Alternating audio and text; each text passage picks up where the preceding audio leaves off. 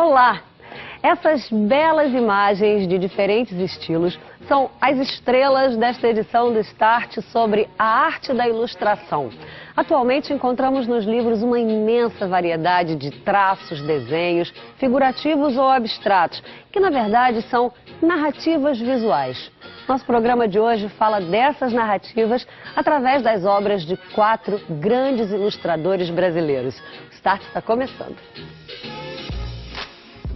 É num ateliê de criação que o premiado ilustrador Eloar Guazelli desenvolve há décadas uma obra mais que reconhecida e aclamada no mercado editorial. Um de seus mais recentes trabalhos está no livro de contos Um Dia de Chuva, um inédito de Eça de Queiroz. Nada complicado para um profissional com mais de 50 publicações e que acompanha, atento, o crescimento deste mercado no Brasil. Para mim foi fácil virar ilustrador, na verdade, porque desde que eu me conheço por gente, eu desenho. Então existem duas coisas, uma é a relação com o desenho, a outra é virar ilustrador. Virar ilustrador é profissão. Desenhista eu sempre fui. Chega a ser um problema, porque a minha personalidade se constrói em cima disso. A gente enfrenta para o bem e para o mal, é a nossa arma até para enfrentar as adversidades da vida. Eu sempre tive o desenho assim como algo fundamental. Acho que não houve um dia na minha vida que eu não desenhei. Eu já tenho uma trajetória relativamente grande, são muitos anos trabalhando com isso. Devo ter uns 50 livros ilustrados já. E, pela lógica, está acontecendo o que deveria acontecer, né? Quer dizer, cada vez nos propõe livros melhores, né? Agora a gente começa a trabalhar com os autores que a gente sempre sonhou trabalhar. E eu tive a sorte, na COSAC, por exemplo, de me darem 3 títulos maravilhosos. 3 autores que, além de tudo, eu admiro. Quer dizer, tem uma ligação emotiva. Me deram o Faulkner, o Leclésio e culminou com esse Eça de Queiroz, que é Um Dia de Chuva, um inédito do Eça de Queiroz. Foi difícil porque também era um texto diferente. É um texto interno, O Dia de Chuva é um livro muito intimista, ele se passa dentro de um ambiente, uma quinta, né? E tem toda uma dualidade entre esse interno e a chuva lá fora. Eu não vou contar todo o livro, mas tem essa questão, que é um livro que tem que trabalhar com elementos às vezes mínimos, é uma casa que está despojada. Então teve essa dificuldade.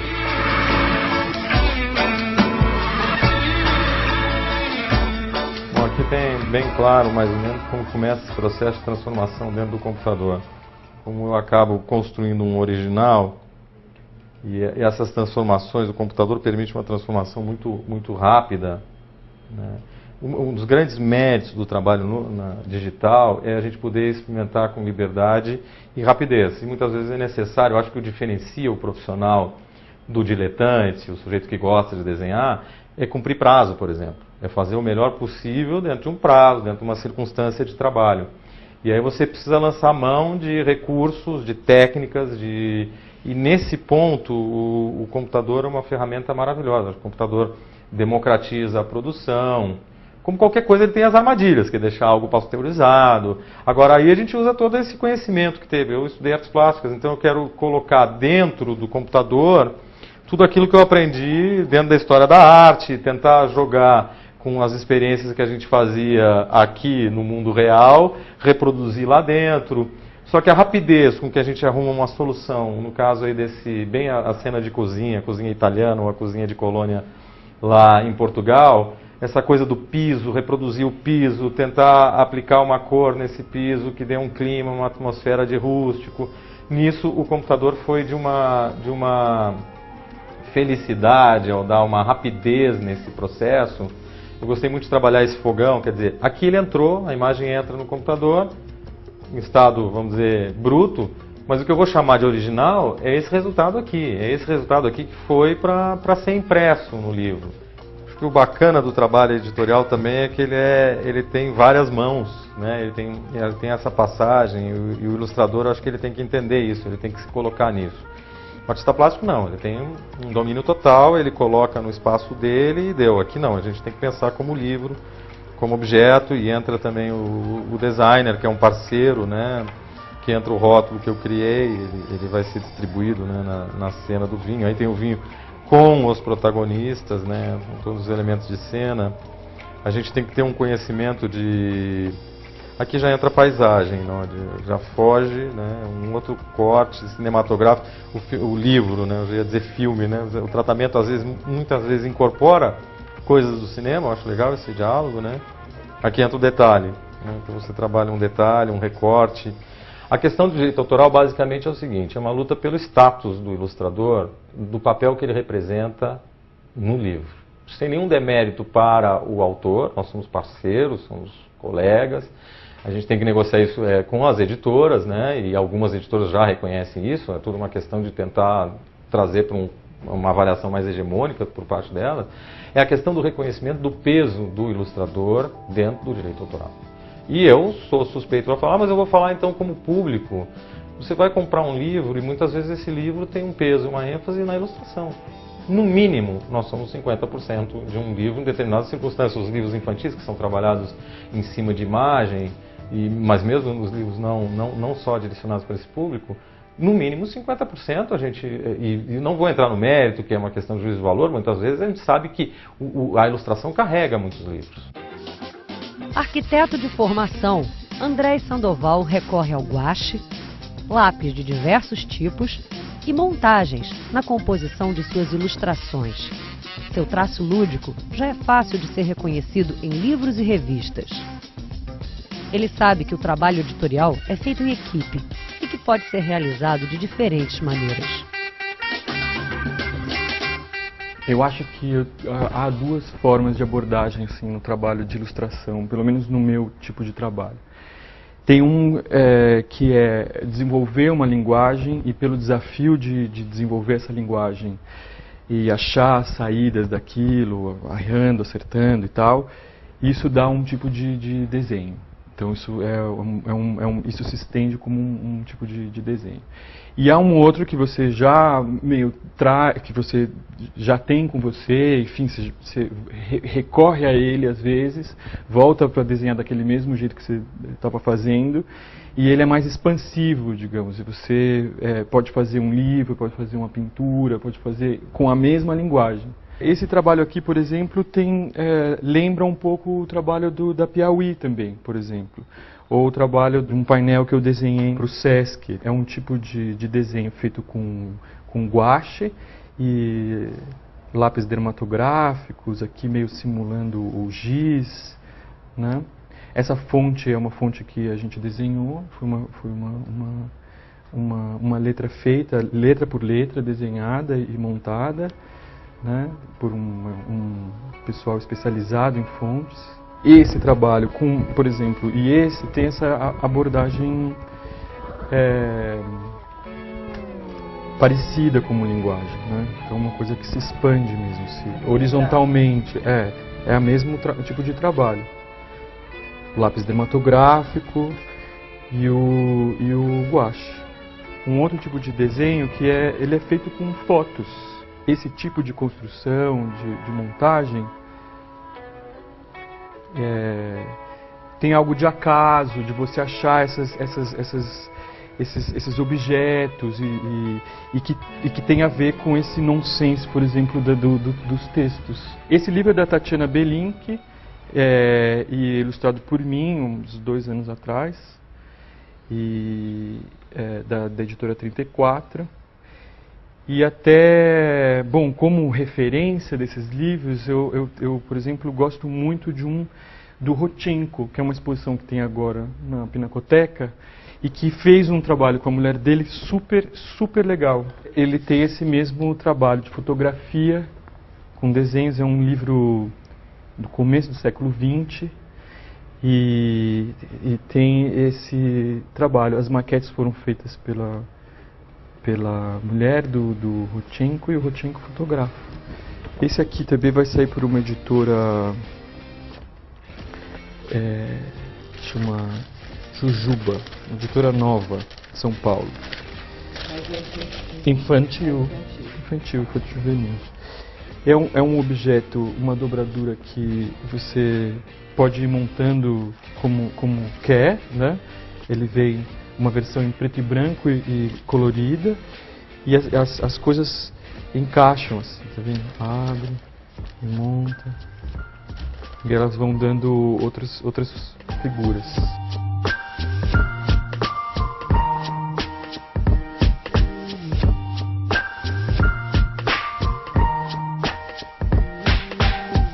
Então, esse aqui é um trabalho que eu fiz em parceria com o Arthur Nestrovsky. É um livro que se chama Viagens para Lugares que eu Nunca Fui, e fala de um menino que não viaja, que não sai da casa, e que a partir dos objetos da casa começa a contar dos lugares. Isso nas ilustrações. No texto, ele tem referências de livros e coisas. Então, a partir do texto lá, das coisas do Jorge Amado, Itapuã, não sei o que, ele vai fazendo leituras dos lugares. Então, por exemplo, o menino aqui vai, por exemplo, para a Índia, viaja à Índia, vai ao Cambuci. Isso aqui é o desenho da capa.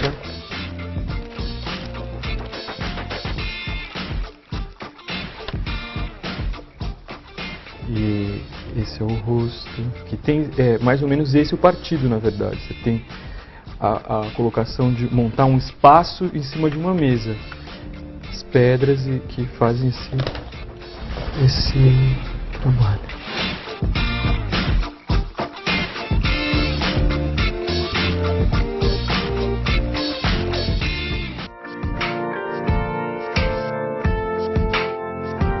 Uma das mais prestigiadas artistas brasileiras, mestre da gravura, premiada inúmeras vezes no Brasil e no exterior. Teórica da arte, professora, autora de livros fundamentais para a formação de um artista. Fajga Ostrower, polonesa de nascimento, que através de seu trabalho artístico e acadêmico deixou seu nome e suas imagens gravadas na memória da arte brasileira e em artistas de diversas gerações que tiveram o privilégio de aprender com ela. O que nem todo mundo sabe é que a ilustração também fez parte da trajetória desta artista. A exposição Fajga Ostrower Ilustradora, no Instituto Moreira Salles, no Rio, é uma pequena joia. Dentro de uma salinha estão raridades, 100 obras que foram garimpadas pelo poeta Eucanaã Ferraz. O Eucanaã Ferraz, ele dividiu a exposição em 3 módulos. Ele vai fazer uma espécie de mini visita guiada pelas ilustrações da Fajga através dessas imagens tão preciosas. Aliás, preciosas mesmo, porque são praticamente inéditas. Quase todas. Quase todas. Então, começar por essa parede aqui, que eu, olhando assim, da primeira vez, lembra um pouco cordel, talvez justamente por ser uma imagem preto e branco. Isso, né? isso. Mas não tem nada a ver. Não, o caráter narrativo delas também. Essa parede toda é o que eu considero como o primeiro núcleo ou o primeiro módulo. São gravuras, aqui você tem um conjunto todo aqui nessa moldura. Aqui você tem as ilustrações da Fajga para o célebre romance do Maria Azevedo, que é o Cortiço. Aqui, basicamente, é a tradição do expressionismo. Né? Você tem essas imagens muito marcadas, o jogo de claro e escuro, as imagens são muito carregadas de expressão, os rostos sempre muito sofridos. Depois ela faz uma outra experiência, ainda nessa mesma época, a gente está nos anos 44, 45, em 46, essas linoleogravuras a Fajga faz para um livro do Graciliano Ramos, que é uma junção de coisas do Graciliano Ramos. Se chama Histórias Incompletas e é uma coletânea de textos variados. Aqui a imagem, né, é vista daqui. Né? Os homens estão aqui e a câmera, digamos, né, essa câmera aqui está de cá, está vendo daqui, né, pelas costas desse homem. Depois ela bota uma câmera 2. Depois ela pensa nas cenas também, com uma câmera 2, vista já de outro ângulo. Tá? E aqui é bom porque aqui, veja, ela tem esse rosto, aqui ela aproveita, ela vê vários rostos ao mesmo tempo. E aqui ela decide fazer um zoom, ela dá um close no rosto desse homem e chama atenção aqui para a chama do fósforo. Eucanã, eu acho impressionante de perceber a profundidade, a perspectiva, coisa de desenhista mesmo. E quando a gente tem que ficar lembrando assim, não, gente, é gravura, é um desenho, mas está feito, não está direto no papel, está feito numa outra superfície. O desenho é muito cheio de detalhes, né? Muito, Esses aqui, gente, e pequenininho, né? São pequenos.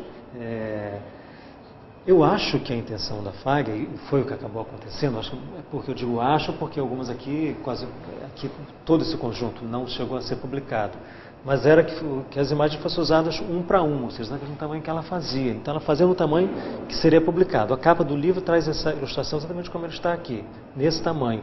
E de fato impressiona muito a riqueza de detalhes, né? É uma grande desenhista. Por isso eu acho que foi tão escandaloso quando a Feiga abandonou a figuração e foi para a abstração, né? Os seus colegas de gravura figurativa, né? Todos ficaram indignados, né? Porque é como se tivessem perdido uma companheira, né? E uma companheira que foi para a abstração. E ela foi a nossa primeira grande artista, né, representante do abstracionismo no Brasil. Eucanã, esse é o início do processo de transformação, quando ela começa a sair da figuração, porque a gente vê que ainda tem a figura aí muito forte, né? Mas já muda por quê? Olha, na verdade aqui já não há mais aqueles traços realistas das outras gravuras. Você não tem, por exemplo, o desenho do rosto, ou seja, a figura humana já se geometriza. Você não tem aqui o olho, o nariz, os detalhes realistas desaparecem. E aqui você tem muito claramente uma influência já do grande nome que para Feiga era uma espécie de mestre, que era o Cézanne. Você tem aqui um caminho para a geometria via Cézanne. E aqui, esse jornal, aqui é uma ilustração de 1949, né? Aqui é 49, aqui é 48. Aqui você tem, se quiséssemos lembrar de alguém, inevitavelmente nos vem à memória aqui o Matisse. Logo ela vai chegar aqui numa linguagem que é mesmo entre a figuração e a abstração. Mas já quase abandonando a figuração. Já saindo. Você vê que as imagens começam a se dissolver. Né? Se você se afasta um pouquinho, né?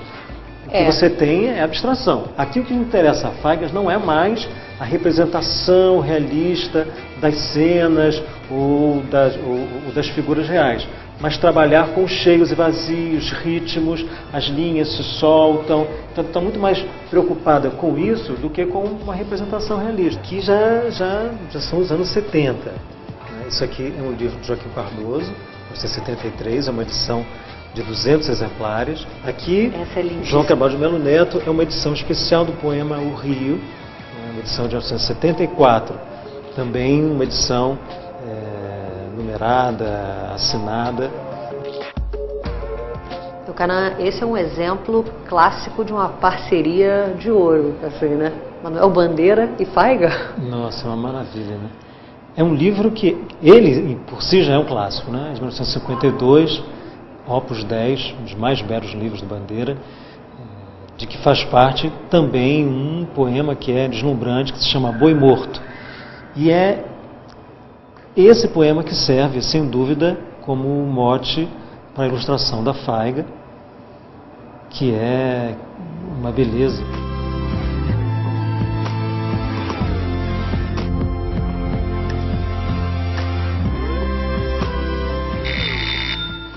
Estúdio Zig, bom dia, Zig falando.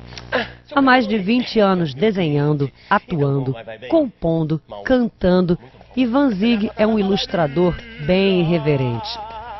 No espetáculo De A a Zig, as ilustrações feitas ao vivo acompanham o ritmo das histórias contadas. Na rua, olhando o mundo em preto e branco,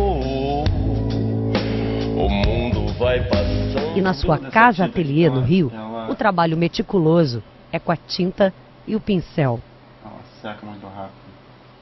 Tem livros aqui, Ivan, que a parceria entre texto e imagem é Clarice Lispector. Pois é, minha parceira. Pois é, olha só, olha que parceira de alto luxo.